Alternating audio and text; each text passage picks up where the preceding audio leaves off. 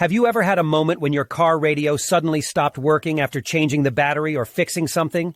It can be really frustrating, believe me. But don't worry, you're not the only one experiencing this problem.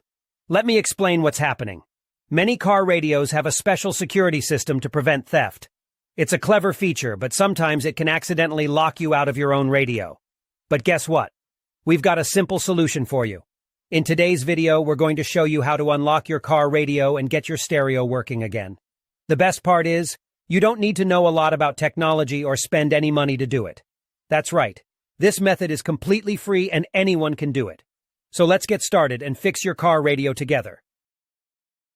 So the next step is to access the following website, where you can retrieve the unlock code for your car radio.